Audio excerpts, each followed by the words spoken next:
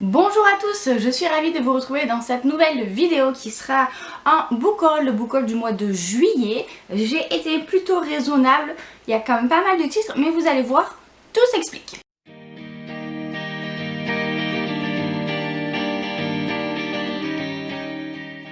Je vais commencer par les romans et ensuite je vous présenterai les œuvres graphiques parce qu'il y a plus de graphiques que de romans pour une fois. On commence avec mon achat France Loisirs.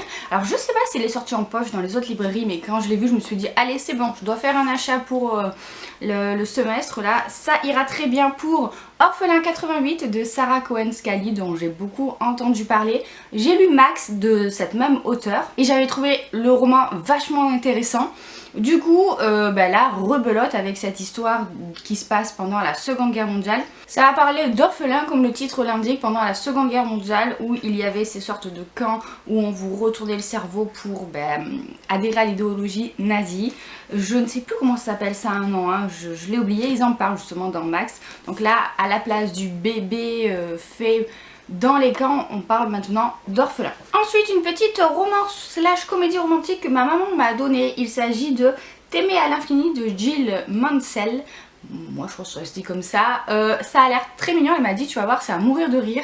Ça part d'une jeune femme qui a perdu son mari et qui déménage pour s'installer dans une nouvelle vie à Primrose Hill où elle va rencontrer plein de personnages apparemment très atypiques et travailler pour un homme qui a l'air tout à fait exaspérant. Voilà. Je sais pas trop ce que ça va donner mais je fais confiance quand même à ma maman et puis ça fait longtemps que j'ai pas lu de romance de la catégorie j'ai lu comme ça donc je me dis pourquoi pas. En plus ça fait assez estival comme bouquin, la couverture tout ça, je le lirai bien cet été mais j'ai tellement de choses à lire que rien n'est moins sûr. Un achat d'occasion sur Vinted, je me suis pris Moon Brothers de Sarah Crossan, je sais pas du tout pourquoi j'ai dit ça comme ça. J'avais adoré Inséparable et du coup je me suis dit qu'il était temps que je mette la main sur un autre de ces romans. C'est toujours écrit en vers libre et c'est ça particulièrement qui m'intéresse, je vous avoue. Et ça va parler d'un jeune garçon qui a son frère en prison qui je pense va se faire exécuter puisqu'il y a marqué qu'il est dans ses derniers moments. Et il se demande ce qu'il peut faire pour l'aider, etc. Ça va parler donc je pense du système carcéral et peut-être même de la peine de mort. Donc je trouve que ça a l'air assez intéressant. Et enfin une dernière acquisition en roman qui n'était absolument pas prévue. Pour tout vous dire, je faisais mes courses à Carrefour, je suis allée au rayon livre et je suis tombée sur pas mal de promos assez intéressantes. Notamment je vous ai montré sur Instagram où j'ai acheté 3 intégrales de Batman pour mon mari à moins de 5 €. Donc clairement là ça vaut le coup quand on sait qu'une intégrale c'est entre 20 et 30 €. Et du coup je suis tombée sur celui-ci, 36 questions pour savoir si tu m'aimes de Vicky Grant à 5 €. Hein, voilà, alors je vous avoue que la couverture tout ça, je me suis dit oh ça a l'air mignon et je tourne et en fait ça va parler d'une étude où il y a 2 personnes qui ne se connaissent pas qui vont se poser des questions comme ça pour savoir si l'amour peut être provoqué et voilà au fil de leur échange ils vont apprendre à se connaître tout ça et du coup j'ai bien accroché sur le thème, j'aime bien ce genre d'études et ces 36 questions là il me semble qu'on les avait faites avec mon mari parce que il y a une époque où c'était à la mode vous saviez et du coup ça me dit bien, il y a beaucoup de dialogues et quand je suis allée voir les avis ils étaient plutôt positifs. Donc je suis très contente de cette petite découverte et ça fait longtemps que je me suis pas lancée dans un livre dont je ne connaissais absolument rien. Donc ça peut être sympa. On continue avec les bons plans, vous allez voir que ce book haul c'est vraiment le book haul des bons plans parce que j'ai quand même fait pas mal d'acquisitions à un prix plutôt raisonnable. J'ai notamment acheté les 5 premiers tomes du manga Reine d'Égypte sur Vinted et je crois que j'en ai eu pour 25 € en tout, ce qui me revient à 5 € le tome, donc clairement c'était plutôt une bonne affaire. J'avais lu en fait le premier tome déjà à la médiathèque de ma ville et j'avais bien accroché et il n'y a jamais la suite en fait disponible, du coup je me suis dit que j'allais peut-être les acheter et voilà hein, je pense que clairement je les aurais jamais achetés neufs. Mais là c'était la bonne affaire, ça a parlé d'une reine en Égypte comme vous pouvez l'imaginer, donc l'Égypte antique et j'avais bien aimé le premier tome. Ça change en fait de ce que j'ai l'habitude de lire en manga, je lis pas forcément beaucoup de manga historiques je l'avoue, donc je me suis dit allez on va se lancer. On continue dans les bons plans avec deux BD que j'ai acheté à 2 €. Oui, oui, oui.